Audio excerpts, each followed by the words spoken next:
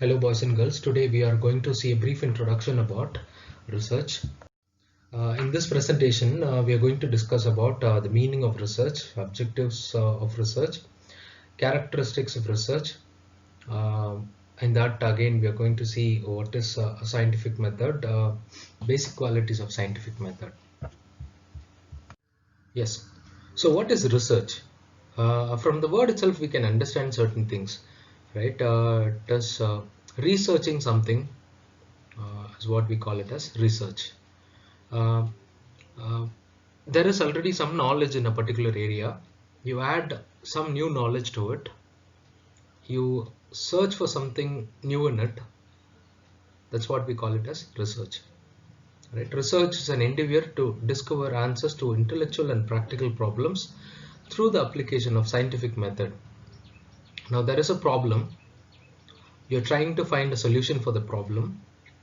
When you approach with a scientific method, with a three predefined method, right, or in a systematic way, then we can call it as a research, right? According to Redman and Mori, research is a systematized effort to gain new knowledge. So we approach in a pre-planned systematic way to gain new knowledge. A process of collecting and analyzing data in order to increase our understanding of the phenomenon about which we are concerned or interested.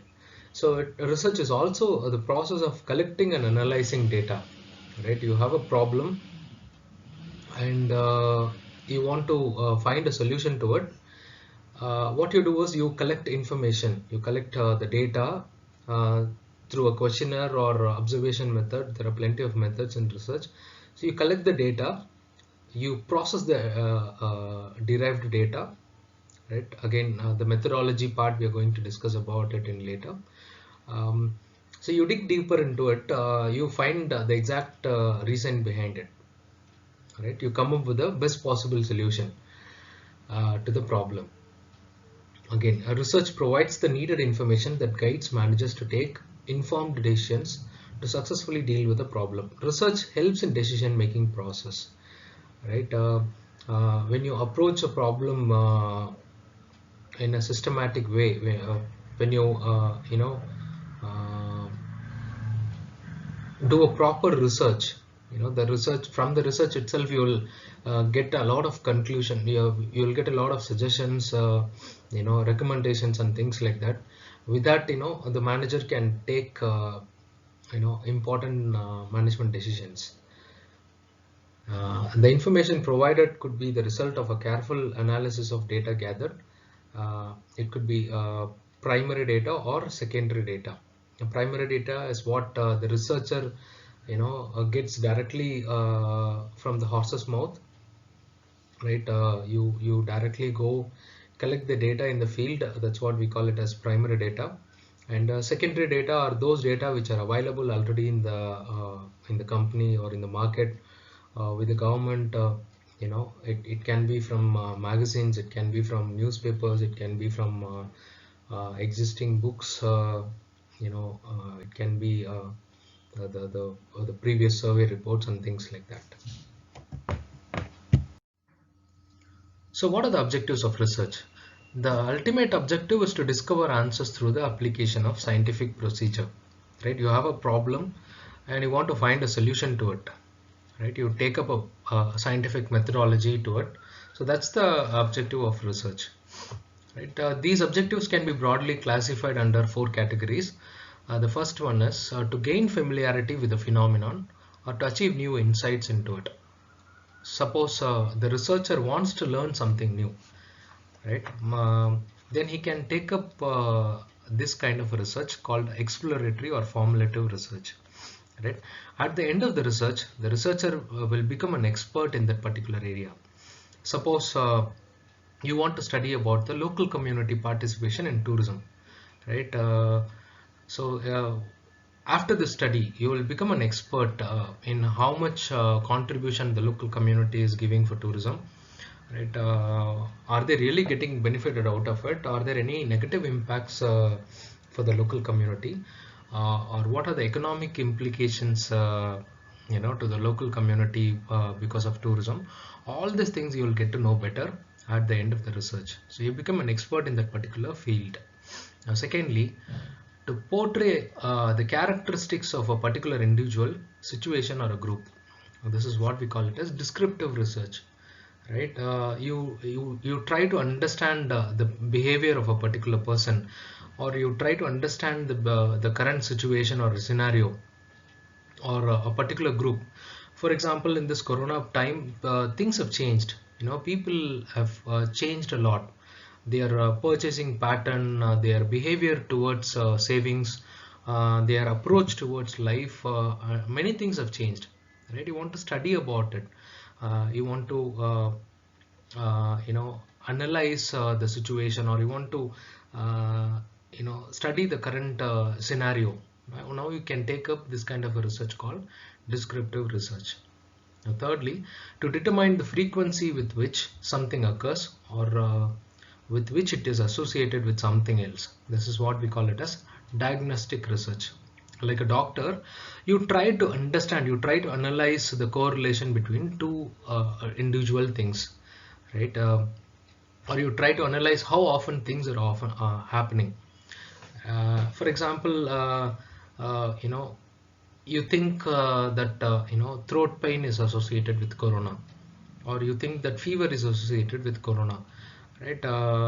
This is you basically get into diagnosing things. You do a scientific test, and then you try to find out whether it is right or wrong. That's called diagnostic research. Lastly, to test a hypothesis of a causal relationship between variables. Now hypothesis means uh, um, an assumption. Basically, hypothesis basically means an assumptive statement. Suppose, like, we presume that people who fall under upper upscale category, right? People with an income group of 10 lakh per annum may not travel in government buses, right? This is an assumption. It can be right or it can be wrong, right? To test your assumption, to test your hypothetical statements, right, we can take up research, right? And also, like, we try to study about variables, right? There could be a couple of variables in a particular study area, right? You try to analyze the relationship between variables. For example, here the income group, and then purchase behavior. These are two different variables in this example, right? When the income when the income increases, the purchase behavior also increases, or purchase behavior will also be based on the income, right? These are two different variables, and then when you go about testing these things, that's when we call it as hypothesis testing research. Next, we are going to discuss about the characteristics of research, right? Research should have possess all these characteristics. In general, research is directed towards the solution of a problem. Ultimately, the researcher should focus on coming up with a possible solution to a problem, right? If the research report doesn't lead you to a solution, then there is no point of doing a research. It is going to be a sheer waste of time. So anybody who's taking up research is goal oriented. Basically, their goal is to find a problem and suggest solutions to it. Now next, research is based upon observable experience or empirical evidence, right? So one should keep in mind that your assumptions cannot be called as research, or mere predictions cannot be called as research. It needs a lot of observation. For example, if you look at political observers, right, they read a lot of newspapers in a day. They watch a lot of channels, news channels. They follow the official Twitter handles, social media handles of all the politicians, right? They calculate, they analyze, they do you know deeper observations, right? So this is what we call it as an experience based research, right? The researcher should have a high observing capacity, right? He should follow all the things in general to come up with a possible solution. This at times we can call it as expert opinion method also, right? You get the information from the horse's mouth. And secondly, empirical evidence.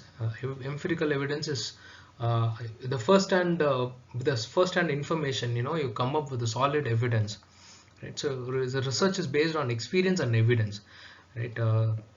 That's when research will be perfect.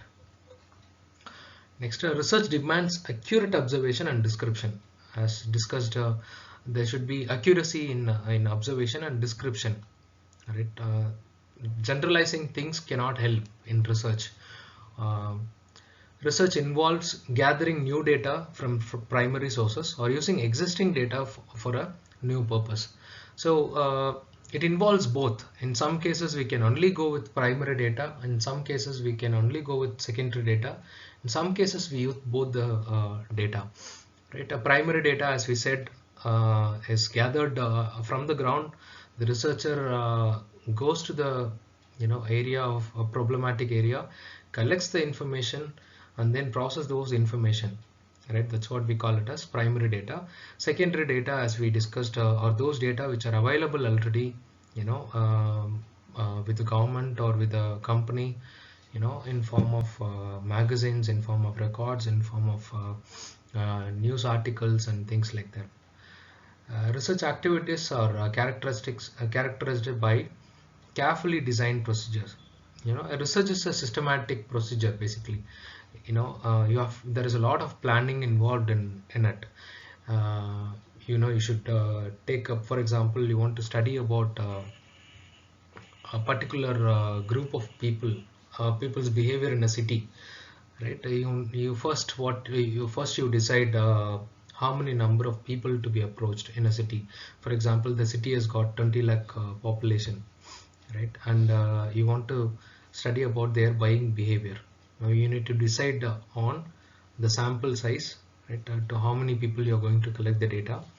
Then you have to decide on whom to be collected the data from, right? You cannot just go and collect data from one particular area or one particular community, right? So you have to decide on what sort of a sampling you're going to use.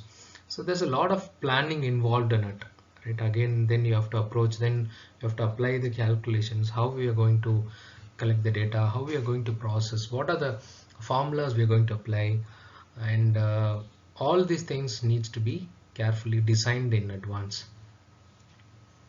Research requires expertise, right? The researcher should possess a lot of skills, including skills for investigation, search the related literature to understand and analyze the data gathered, right? The researcher should have this investigating nature, right? At times, you approach with a questionnaire, right? Not every time the people give you information. I'll tell you a small example. Philips Electronics, they some 10 years back they introduced a machine called Atta Kneader, right? The automatic Atta kneading machine. They thought, because they are coming up with the first of its kind machinery, they thought it is going to be a huge success in the market. So what they did is they took this machine to the northern parts of the country where wheat is the staple food. So they went and asked people, are you consuming wheat? They said yes, of course. And they asked how many number of meals in a day in which you add wheat. They said 2 to 3 meals. Some said even we consume wheat in 3 meals a day.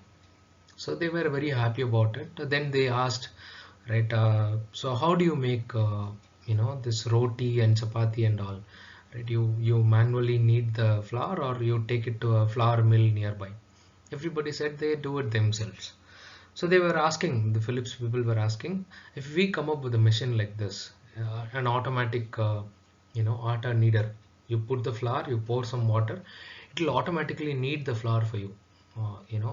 So this kind of a machine we are going to come up. Would you be interested in buying that? People said yes. So the researcher, the market research people, they went back to the management, said, definitely, sir, our product is going to be a big hit, and then they launched the product. But to a big surprise, the product didn't go well in the market. Many people did not even prefer to buy. Their sales figures were very low. So that's when they got to know that there is not adequate market research which has been done. So what they did is they again sent a team back to that particular area. They said, you live with the people and try to understand what exactly is the problem, right? So then the management went, and the team from the management went and stayed with the people. Finally they understood one thing. People in those areas, people in those parts of the country, they found atta kneading process as a pleasure activity, right? Some thought that atta kneading is a good exercise. Some thought that it relieves their mental stress and pleasure. Some think of their relatives punch the atta bunch, and then they basically enjoyed, they literally enjoyed doing that atta kneading process. These things you cannot these things you will not be able to get it in your in your questionnaire. The researcher should have that sort of a quality, investigating quality. You should ask questions. You should come up with provoking questions. That's when you get the information from the people. You have to ask why again and again. You ask 4 times again, 5 times again. You ask 5 times why. That's how you get the information. There is also another popular example, right? There is an apartment, there is a row house basically, which has got 10 apartments. In the 10 apartments, one apartment is worn out faster, right? The paint is gone, the paint is faded, right?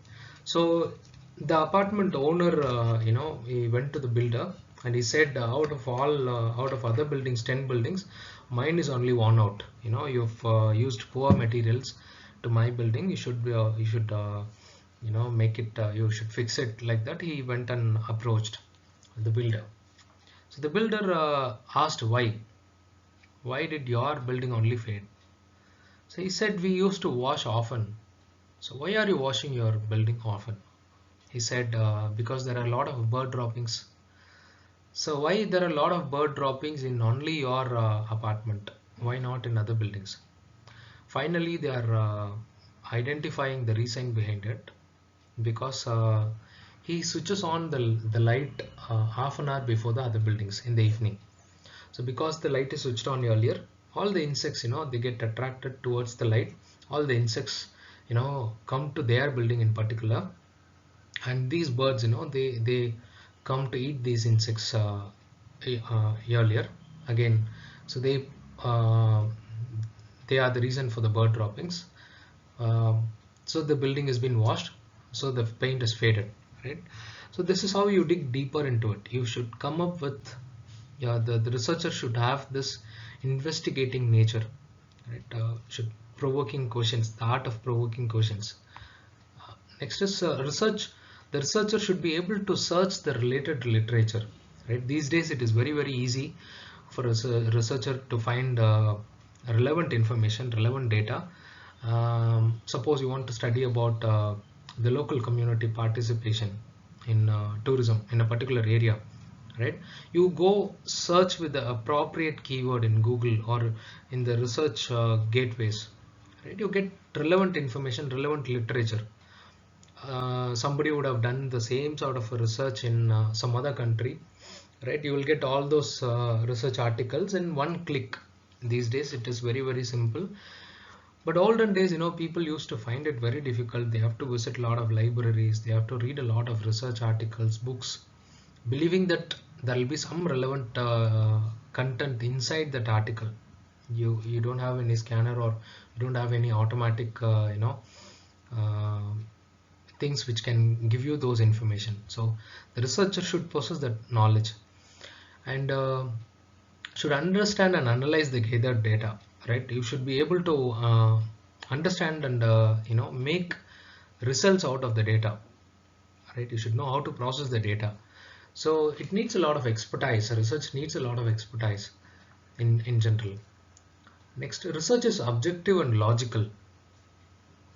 um, there should be some fixed objective for a research, and it should also be logical. It should follow the said guidelines. So next is research involves the quest for answers to unsolved problems. We've discussed about this point already, right? So it should try to give answers to the unsolved problems. And research requires courage. The researcher should have the courage to take up a research in a particular area. Sometimes sometimes your study area might be quite difficult. Sometimes your a topic could be quite controversial. Sometimes you may not get adequate information. Sometimes people will not open up. Your respondents may not respond. There could be many challenges while pursuing a research, right? The research should have courage. The researcher should have courage, basically, while taking up a research. And research is characterized by patient and unhurried activity. Again, research is not an overnight activity. It needs a lot of patience and unhurried activity. What do you call approach, basically, right? So that's why some PhD thesis, some PhD researchers take even up to 10 years, 11 years, and things like that. Researchers spend the whole day in their lab, in their research area. So it's a long process. Basically, the researcher should have patience as a prime quality. And research is carefully recorded and reported. Every single thing needs to be reported, and every single thing needs to be recorded. For example, you approach a respondent, your target respondent, with a questionnaire, right? You ask the questions, and then they give you the information. And sometimes they give you extra information. Sometimes they give you like bonus information. So you have to record all these things in your questionnaire, or in a separate notebook, and then those things you have to report it in your thesis, right? So it has to be recorded carefully. Yes. So research means scientific method, right? If there is no scientific method, then it is not called as a research, right? Let's see what is a scientific method. Science refers to the body of systematic and organized knowledge which makes use of scientific method to acquire knowledge in a particular field or inquiry, right? So there should be an application of organized knowledge. There should be a systematic approach. There should be a scientific method, for in the field of study. So all these things should be there in a scientific method. It's a systematic collection of data and theoretical treatment through proper observation, experimentation, and interpretation, right? So it's a systematic method. Basically, you collect data, you collect facts from the ground, you process it, you observe it, you experiment it, and then you try to interpret it, right? Just simply observing a situation, or just simply coming up with an assumption will not help, will not be called as a research. It is not scientific. And that is the reason, like in the present scenario, many people are coming up with nature based or nature based medicines, but then the government needs solid experimentation, right? So those things has to go through a scientific method. That's when it will be approved. Now, without scientific experiment, things will not be working, right? Things will not be accepted by science. Next, scientific method attempts to achieve a systematic interrelation of facts by experimentation, observation, logical arguments from accepted postulates, and a combination of these in varying proportions. Right? We discussed this point. And what are the basic qualities of scientific method? Right? It relies on empirical evidence. Empirical evidence is solid evidence, right? The first-hand information or the first-hand inputs which you've got for a particular study, right? It needs solid evidence, without which you cannot call it as a research. It utilizes relevant concepts, right? I cannot apply a concept which has been used for some other study or some other scenario or some other situation, right? I should use the relevant concept for a particular study, and it is committed to only objective considerations, right? While doing a study, while doing a research, you come up with a couple of objectives, right? Say 4 examples, 5 examples, like to understand, to identify, to suggest ways um, to study the correlations and things like that. You will come up with a couple of objectives, and research should move towards the objective considerations, right? So next, it presupposes ethical neutrality. Now, research should be ethical in all nature, right? Anything which is not ethical will not be again counted as scientific method, and again it will not be called as a research.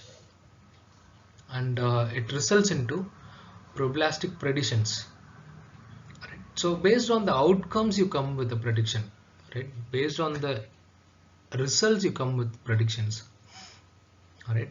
So jumping into conclusion should not happen in the start, right? That's the fundamental quality of scientific method. And the methodology is made known.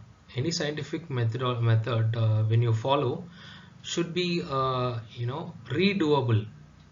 For example, if I'm coming with a formula for a medicine, right? If I give the formula to somebody else in some other country, he should be able to recreate that particular thing. That's when we call something as a scientific method, right? The methodology should be made known. Someone should be able to do a reverse engineering. Someone should be able to replicate it easily. So if I'm taking a methodology to study a particular problem, this methodology should be able to be applied in some other place by some other researcher. That's what. Next is, it should aim at focusing scientific theories, right? So aim at formulating scientific theories, right? So end of the day, your scientific method should be able to suggest theories based on your study, right? So that's about the qualities of scientific method. So that's about it for today. Thank you. If you have any questions, you can text me, or you can mail me in the mail IDs. Thank you so much.